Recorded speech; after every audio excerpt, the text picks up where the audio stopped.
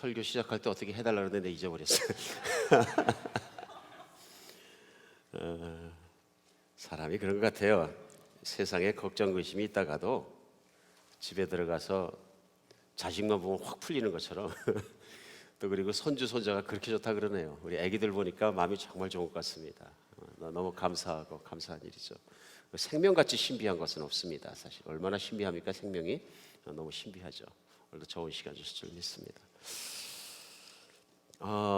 세상에 뭐 좋은 책도 있고 소설도 많이 있습니다만은 세상에 알려져 있는 그 소설 가운데서 근데 현대 고전이라고 얘기할 수 있는 게 제인 어스틴이 쓴 소설 그 오만과 편견이라는 책이 있습니다. 그 영어로 그 Pride and Prejudice 하는데 이 책이 정말로 많은 사람들한테 익히고 또 영화로도 3번이나 만들어지고 연극으로도 만들어져서 많은 사람들이 인생 속에 감동을 줬던 막 그런 책인 것 같습니다.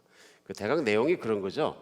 영국의 귀족이었었는데 돈은 많이 없는 집안인데 딸들이 많이 있는데 보통 영국의 귀족들은 일을 하면 귀족이 안 되면 천민이 되기 때문에 일은 할 수 없는데 유산은 모두 아들에게 가야 되고 딸들은 아무 유산을 받을 자격이 없습니다. 그래서 딸들이 풍요롭게 사는 길은 하나밖에 없어요. 남편 잘 만나는 것밖에 없어요. 동양이나 서양이나 그죠? 예, 근데 남편 잘 만나는 길밖에 없는데 이 집 옆에 돈 많고 잘생긴 가축과 다 갖춘 사람이 살아갑니다. 그게 빅리라는 아주 그 멋진 총각이 살아가는데요. 바로 그 빅리라는 총각이 사는 집에 빅리의 친구가 찾아옵니다. 다르시라는 친구인데요. 친구가 찾아오니까 파티를 하게 되고요. 이제 그 동네에 살던 자매들한테는 엄청난 기회가 된 거죠. 오늘 소설 얘기 시작하니까 좋죠. 굉장히 기회가 돼서 이제 파티를 하게 되고 파티 속에서 이제 그 집에 베넷 가문의 딸이었던 가난한 집의 엘리자베스도 그 중에서 한 사람을 눈여겨보게 됩니다. 그 사람이 빅리라는 사람의 친구로 왔던 다리스라는 사람이었는데요. 근데 불행하게도 다리스라는 사람 옆을 지나가다가 다리스가 하는 얘기를 듣게 됩니다. 그 얘기가 뭐냐면 자기는 그 엘리자베스라는 여자가 뭐 잘생긴 것 같지고 이쁜 것 같지도 않고 별로 그 미인이 아니라서 춤추고 싶지 않다. 그런 얘기를 듣게 됩니다. 그러니까 엘리자베스 입장에서는 충격이죠. 어깨너머로 안 들었으면 좋았을 얘기를 듣고 그때부터 다르시를 싫어합니다. 당연하겠죠. 그러면서 어떤 사람한테 얘기를 들었는데 다르시가 뭐 교만하고 어쩌고 그런 비난하는 얘기를 듣습니다. 그 얘기를 듣자 다르시를 더 싫어하게 됩니다. 더 싫어하게 돼서 다르시만 보면 이제 엘리자베스가 오만하게 행동합니다. 막 깔보고요. 그러니까 이제 오만과 편견이 막 나오는 건데요. 그런데 반대로 다르시라는 사람은 세월이 지나가면서 엘리자베스가 지혜롭고 총명하고 재기가 넘치는 그런 모습을 보면서 연정을 품습니다. 결국 클라이맥스가 뭐냐면 엘리자베스한테 청혼하는 거예요. 결혼해 주시. Would you marry me? 청혼하는데 어떻게 하겠어요? 거절. 왜요? 싫어하니까. 왜 싫어하는 거예요? 그 사람이 오만하다 그러고 또 그 사람이 그렇게 안 좋다는 얘기도 들었는데 자기가 들으니까 자기는 이쁘지 않다는 얘기를 자기가 들었기 때문에. 근데 사실 나중에 이제 밝혀진 게 뭐냐면 이게 다 오해였습니다. 다 편견이었고요. 어떤 사람이 다르시에 대해서 잘못 생각을 전해줄 때 그 얘기를 들어서 그대로 믿음으로 말미암아서 다르시에 대한 관점을 나쁘게 갖게 됩니다. 그리고 자기가 들었던 것도 다르시가 하고 싶은 얘기를 앞과 뒤로 다 들은 것이 아니고 또 정황을 파악한 게 아니고 사실은 맞지만 정황을 모르고 그냥 자기 나름대로 판단한 것입니다. 맨 마지막에 어떻게 되냐면 그 편견이었고 오해였다는 걸 다 깨닫고 나서 다르시와 엘리자베스가 결혼해서 행복하게 잘 살았더라. 어쨌든 해피엔딩이에요. 저희 집에 있는 사람은 해피엔딩이 아니면 절대로 아무것도 안 보는데 이 힘들고 찝찝한 세상 속에서 그런 것까지 찝찝하게 할 필요 있느냐? 오직 해피엔딩. 근데 중요한 것은 이 소설 안에서 마지막에 보면서 오만과 편견이 The Pride and the Prejudice가 어떻게 인생을 불행하게 만들 수 있는지를 읽는 사람으로 하여금 영어로 보는 사람이 하여금 깨닫게 합니다. 그 다음에 인간의 식견이라는 것이 얼마나 오해를 불러일으키기 쉽고 온전한 지식이 아닌 단편적인 편견의 지식, 작은 걸 가지고 모든 걸 판단하고 덤벼들어서 인생을 망가뜨릴 수 있는지 우리에게 보여주는 내용에서는 충분히 훌륭한 책이라고 저는 생각을 합니다. 그렇기 때문에 아마 많은 사람들이 그 책을 읽고 또 읽고 읽고 또 읽고 하는 것 같습니다. 편견, 온전하지 못한 식견, 온전한 지식, 온전한 진리에서 온전한 생각이 오는데 우리가 어떤 작고 지엽적이고 내가 안다는 걸 생각해서 모든 걸 이해하려고 덤벼들었을 때 우리에게 큰 오해가 올 수도 있고 우리 인생에 결정적인 잘못을 범할 수도 있다 하는 것입니다. 인간이 가지고 있는 편견 중에서 가장 심각한 편견이 뭐냐면요, 하나님에 대한 편견입니다. 정말 그렇습니다. 인간을 향한 편견도 인간 인생을 심각하게 아프게 만드는데요, 하나님을 향한 편견은 말도 못하는 문제를 일으킵니다. 아주 비극을 일으킵니다. 그리고 우리 지난주에는 인간의 내면의 해부도 첫 번째 시간으로 우리 로마서 말씀 계속 나누면서 로마서 말씀 1장 통해서 인간이 어떻게 나쁜 열매를 맺게 되는가 하는 걸 같이 나눴습니다. 그 이유는 왜 그러냐면요, 하나님에 대한 믿음이었고 하나님에 대한 시각이 바로 되지 못하고 믿음이 바로 되지 못할 때는 편견을 갖게 될 때 어떻게 되냐면요, 자기 자신만 의지하고 사니까 내 안에 온전한 지식이 없으니까 세상을 살아가면서 그런 편견 속에 살아가는 거예요. 그래서 지난주에 우리 나눈 말씀 중에서 로마서 말씀 다시 한번 생각해보면 1장 20절에 이렇게 시작합니다. 창세로부터 그의 보이지 아니하는 것들 곧 영원하신 능력과 신성이 그가 만드신 만물에 분명히 보여 알려졌나니 그러므로 그들이 핑계하지 못할 거다, 이렇게 얘기합니다. 무슨 얘기냐면 세상이 만들어지면서부터 밖에 나가서 우주를 보고 모든 걸 보면은 그것을 만드신 창조자를 볼 수는 없지만 창조자의 신적인 능력과 모든 것은 가늠할 수 있다는 얘기입니다. 그럼에도 불구하고 사람들은 21절에 보면요, 하나님을 알되 하나님을 영화롭게 하지도 않고 감사하지도 않냐고 오히려 그 생각이 허망해지고 미련한 마음에 어두워졌나니 스스로 지혜 있다 하나 어리석게 되었다. 그러니까 인간의 모습입니다. 또 평범한 자연인들의 모습이 뭐냐면 스스로는 자기가 굉장히 지혜롭고 똑똑하다고 생각하지만 따지고 보면 어리석게 되어서 결국은 하나님의 영광도 발견하지 못하고 스스로를 불행한 사람으로 만들고 그 열매가 우리 지난주에 나눴던 대로, 궁금하시면 지난주 설교 다시 한번 들으시기 바랍니다. 우리 말씀드렸죠. 다른 설교도 중요하지만 로마서는 평생을 놓고 들으시고 또 들으시고 또 들으시고 신앙이 흔들릴 때마다 또 들으시고 또 들으시고 또 들으셔야 됩니다. 정말입니다. 그래서 굉장히 중요한 것입니다. 저도 정말로 목숨 바쳐서 하나님 말씀 전하도록 노력하겠습니다. 그리고 성령이 역사하셔서 들을 때마다 깨닫게 하는 은혜가 있었으면 좋겠습니다.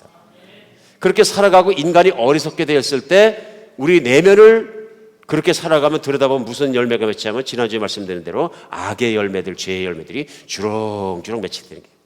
부모도 공경하지 아니하고 하나님도 경외하지 아니하고, 그러니까 그 21절에 하나님을 알되 하나님을 영화롭게 하고 감사하지도 아니하고 생각이 허망해지고 미련한 마음이 어두워졌다, 이런 게 일어나는 거죠. 사람이 그러고 보니까 편견을 가지고 가장 쉽게 빠지는 게 현대에는 뭐냐면요, 어떤 전보고 굿하고 이런 우상은 또 별거 아닙니다. 별로 그렇게 크지 않은데요, 진짜 그 편견에 빠지는 건 뭐냐면 과학주의에 푹푹 빠질 때가 많습니다. 얼마나 많은 사람들이 이 진화론에 설득당하는지 모릅니다.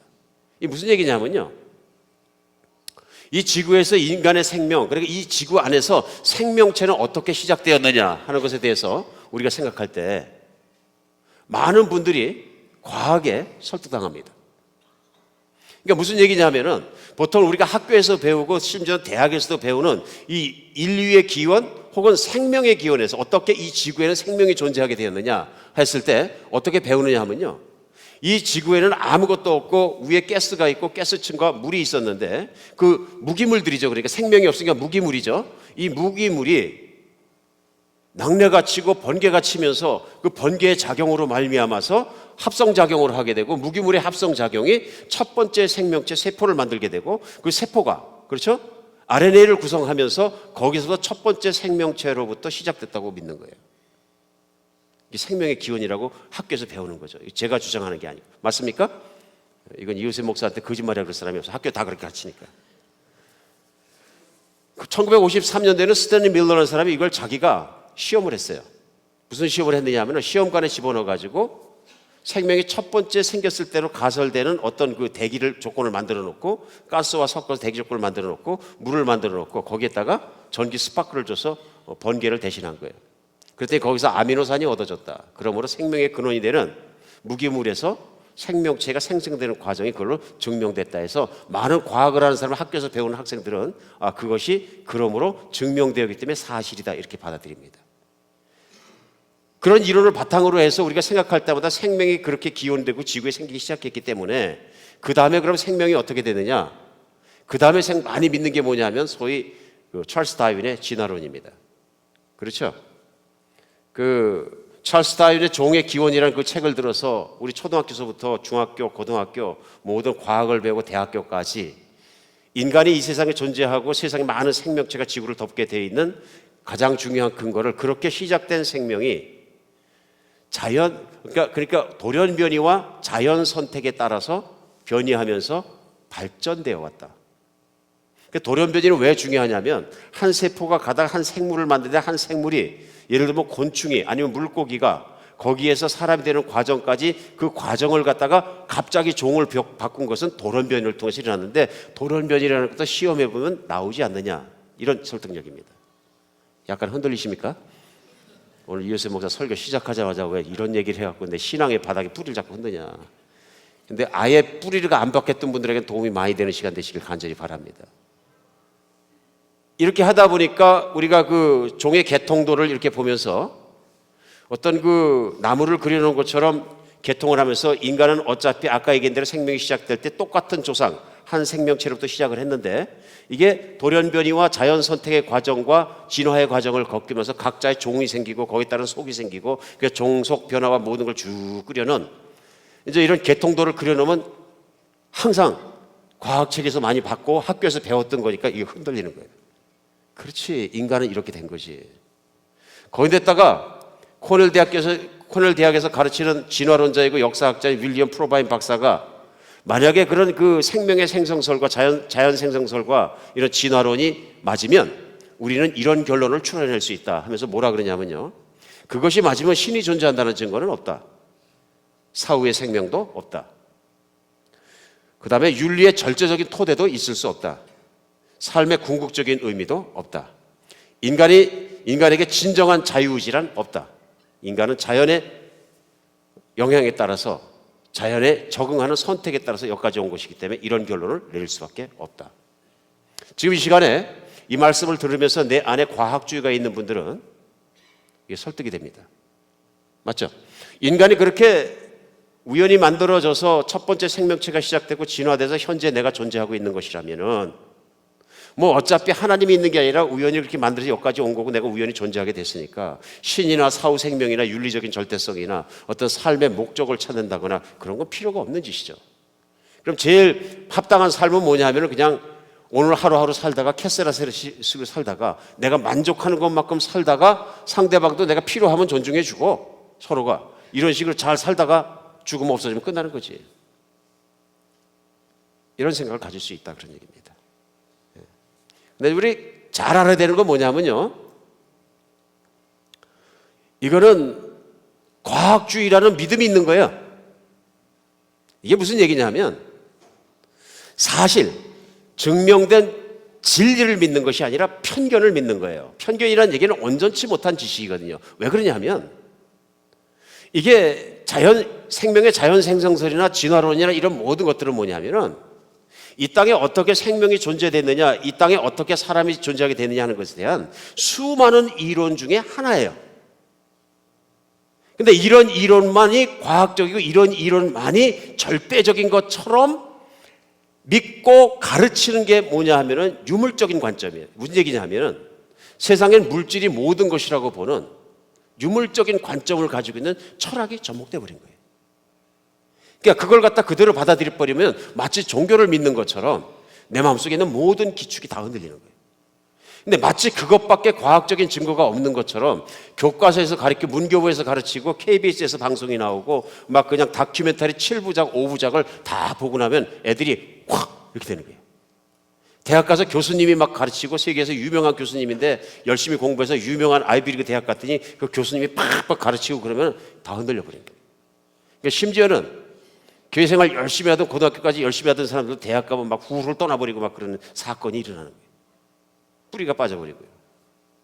근데 여기에 맹점이 있습니다. 치명적인 맹점이고 이게 편견이라는 건 뭐냐면 그들만이 과학자가 아니라 진짜 훌륭한 과학자들이 예를 들면 2001년에 미국에 있는 유명한 방송에서 다큐멘터리 5부작을 만들어 갖고 진화론에 대해서 세계에는 어떻게 존재하게 되었는가, 생명은 어떻게 들어왔는가, 우리는 어떻게 존재했는가 해서 쭉 방송을 하고 나니까 즉각적으로 수많은 과학자들이 성명을 발표했어요.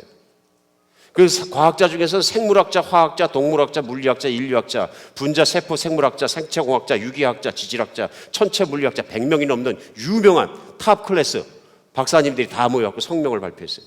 근데 이분들이 일하는 곳이 어디냐면요. 졸업하고 일하는 곳이 케임브리지, 스탠포드, 코넬, 예일, 러커스, 시카고, 프린스턴, 펄듀, 두크, 미시건, 시라큐스, 템플, 버클리. 그런 우리가 들기만 들어도 유명한 데서 교수님 하시는 그분들이 다 일어나서 성명을 발표했어요. 뭐라 그러냐면 우리는 임의의 돌연변이와 자연 선택이 생명의 복잡성을 설명할 수 있다는 주장에 대해서 회의적이다. 믿지 않는다.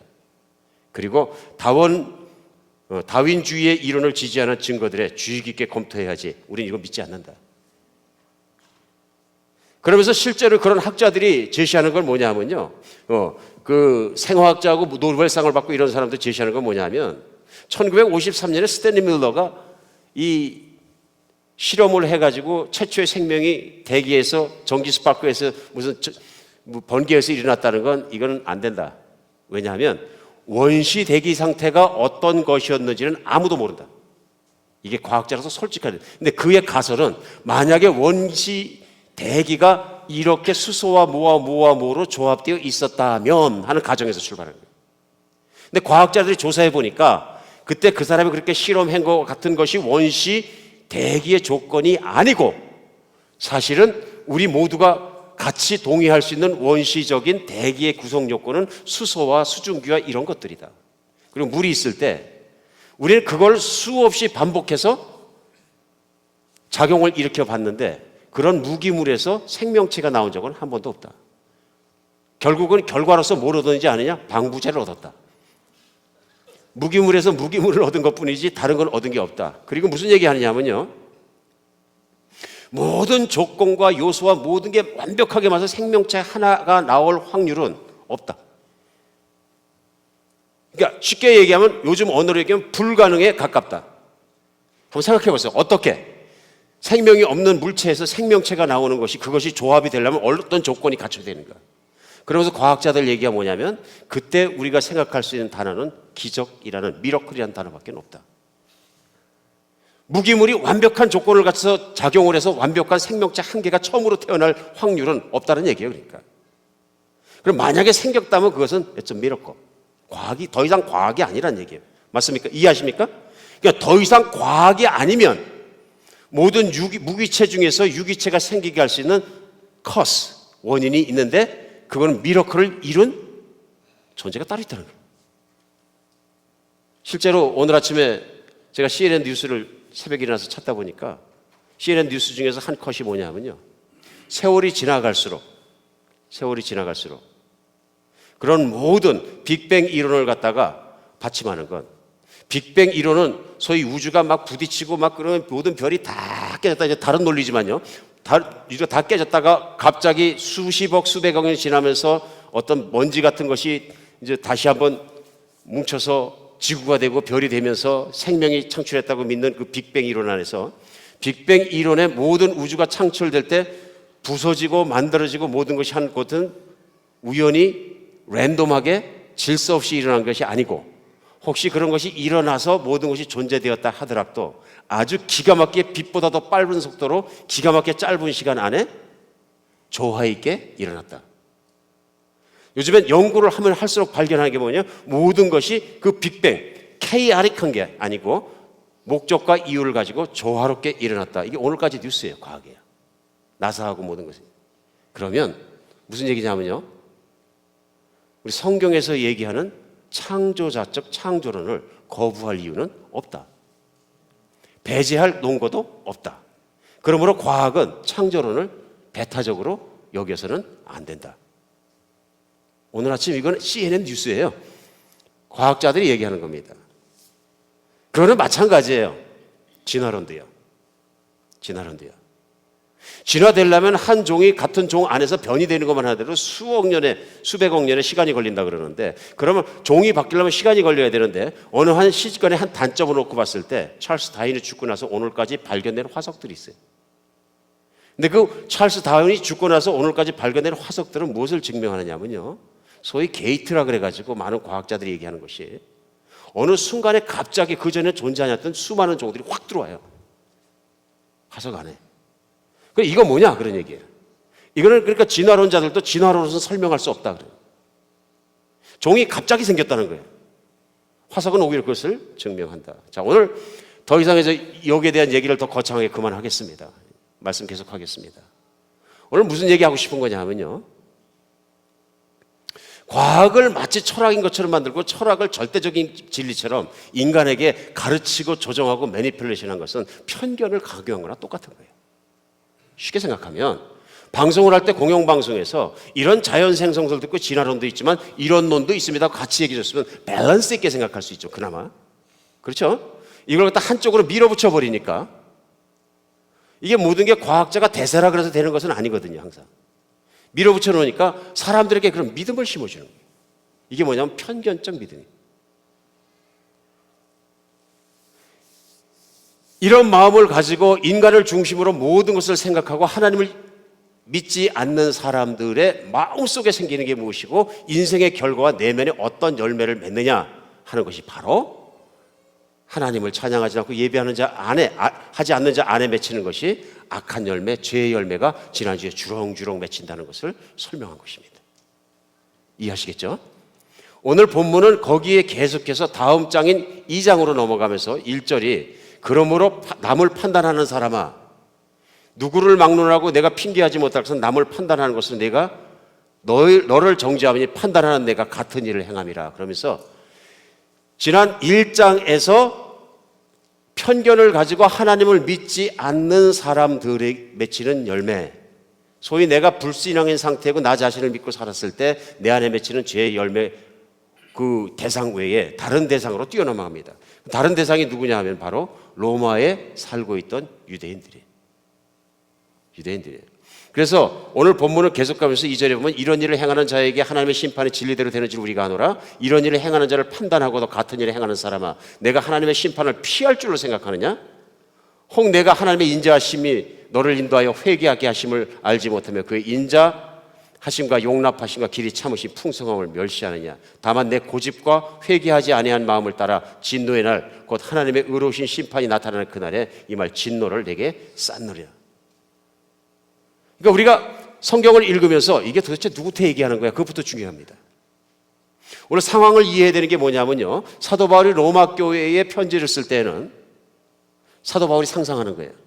로마 교회는 어떤 사람이 있을까? 그러면서 확신한 거예요. 그렇지, 내가 지금 고린도 교회와 다른 교회와 다른 교회들을 다 이렇게 목양하는 것처럼 같은 패턴이지. 그럼 로마 교회 안에 처음으로 복음을 듣고 믿어 들어온 이방인들, 소위 로마 사람들이 있고요. 그 중에는 지금 각 지역에 있는 것처럼 유대인들이 들어와 있는 사람들도 있고, 그 중에 특별히 초대교회 머리 아프게 하는 사람들이 있어요. 누구냐면 유대인인데 예수 믿는다 그래서 교회를 들어와 있으면서 유대주의와 율법을 강요하는 사람들이 들어와 있었어요. 초대교회 가장 머리 아프게 한 사람들이 누구냐면 바로 이 종교인들이 있어요. 이제 2장부터 들어와서는 그런 사람들에 대해서 지적하는 거예요. 그러므로 너 사람들을 판단하는 사람은 누구를 막론하고 내가 핑계하지 못해 내가 판단하는 것은 내가 정죄함이니 판단하는 내가 같은 일을 행한다. 그러면서 앞에 이방인들을 볼 때, 그러니까 유대인들은 어떻게 생각했느냐면요, 사도 바울 자신도 예전에 유대인이기 때문에 그랬던 것처럼 유대인들은 이방인보다는 거룩하다고 생각했어요. 자기들은 하나님을 알고 유일신을, 창조자를 알고 말씀을 가지고 있고 선지자를 가지고 있고 조상들을 가지고 있고 믿음에, 그렇고 자기들은 이스라엘 백성으로 태어났기 때문에 선택된 백성이고 하나님의 사랑받는 자라는 확신이 있었어요. 그리고 우리는 이방인처럼 그렇게 무식하게 사는 것이 아니라 하나님을 경배하고 안식일을 지키고 일주일에 3번씩 금식하고 그 다음에 하나님께 예배드리고 우리는 거룩한 자라 하는 생각을 가지고 있었다는 얘기예요. 근데 이런 사람들이 교회에 들어와서 가르치는 게 선생이 된 거예요. 그래서 이 장은 계속 가다 보면 그러므로 내가 선생된 자여 너 자신은 가르치지 않느냐, 교회는 가르치면서, 그래서 막 공격합니다.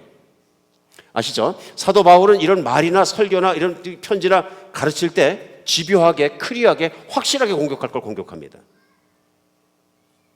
그러면서 정말 우리가 듣기도 할시할 만큼 막 들고 팝니다.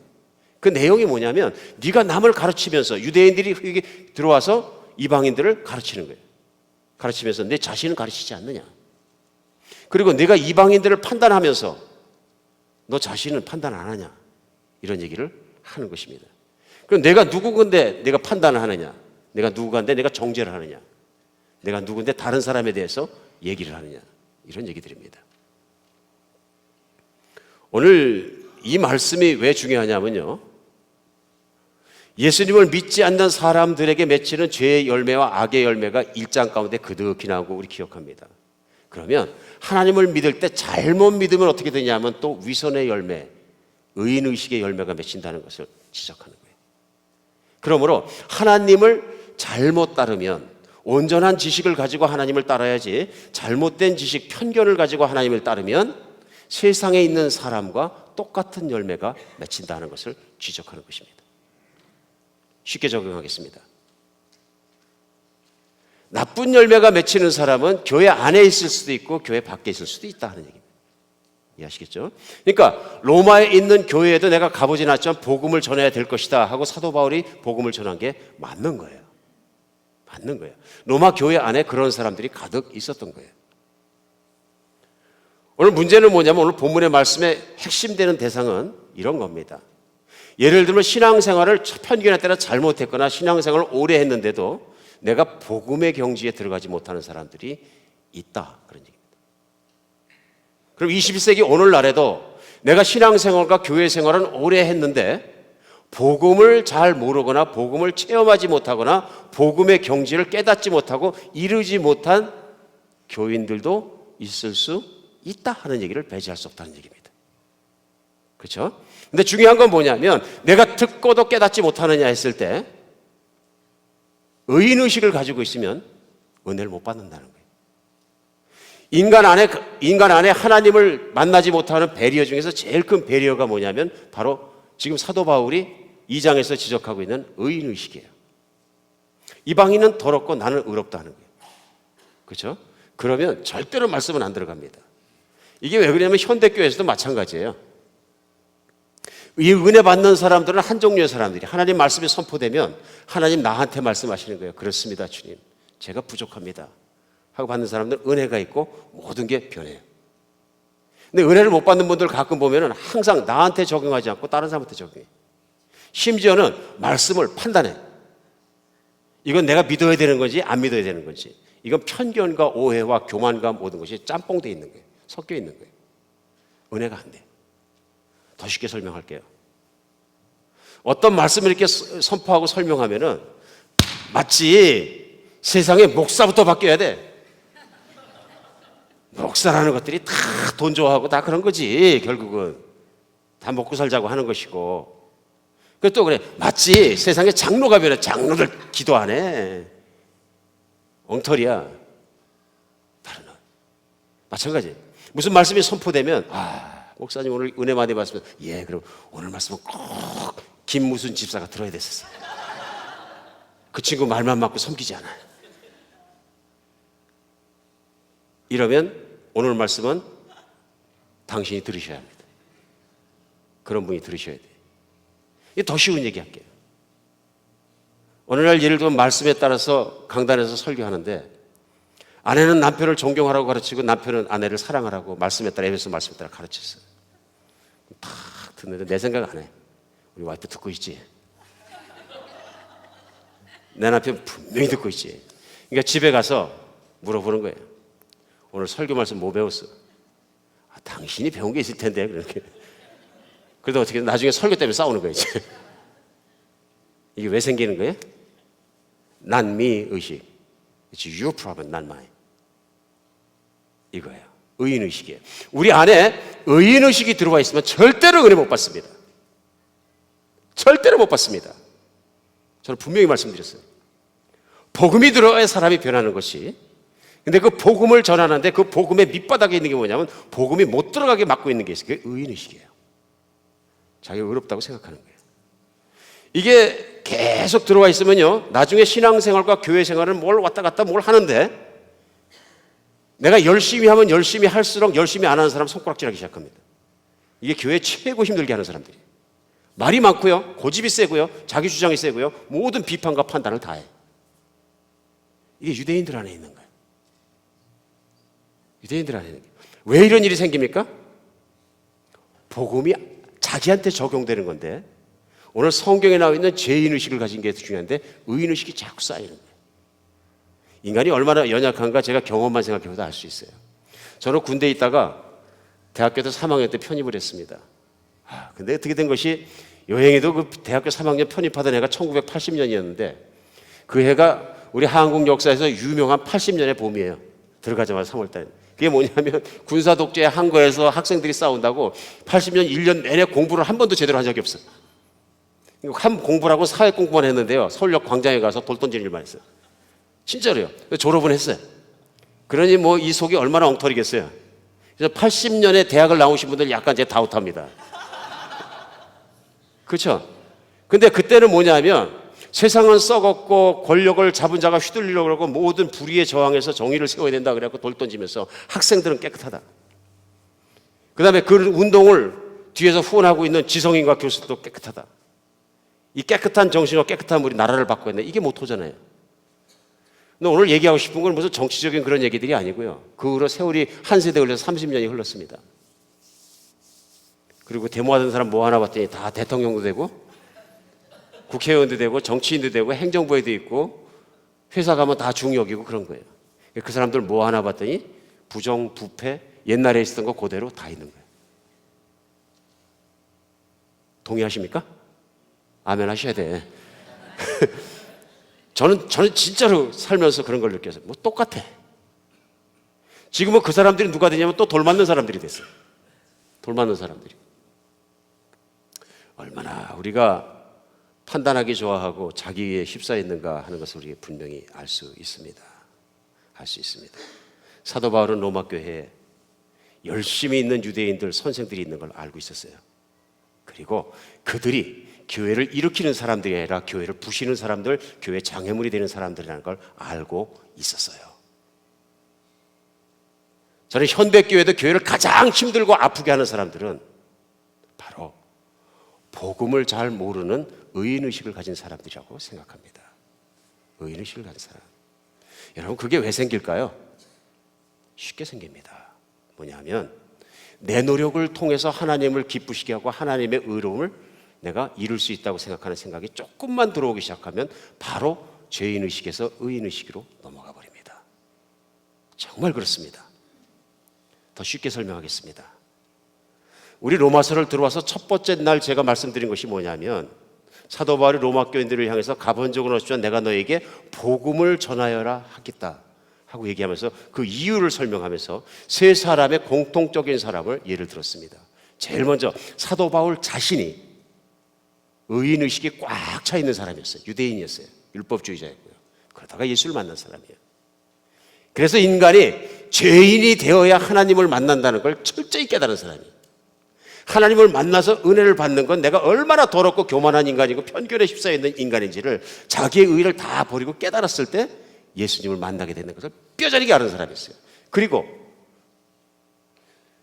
그 사도 바울 뒤에 1300년이 지나고 나서 마르틴 루터라는 사람이 천주교 신부였었는데 같이 나눴었죠. 수도원에도 들어가고 자기 노력을 통해서 어떤 의로운 사람이 되기 위해서 무진 노력을 하고 신학 박사가 도 신학교 교수가 된 데도 자유함이 없는 거예요. 죄에 대해서. 어느 날 바울이 쓴 바로 로마서 1장 17절을 읽으면서 의인은 믿음으로 살리라. 거기에서 그 복음이라는 걸 모은 것이 철저히 깨달은 거예요.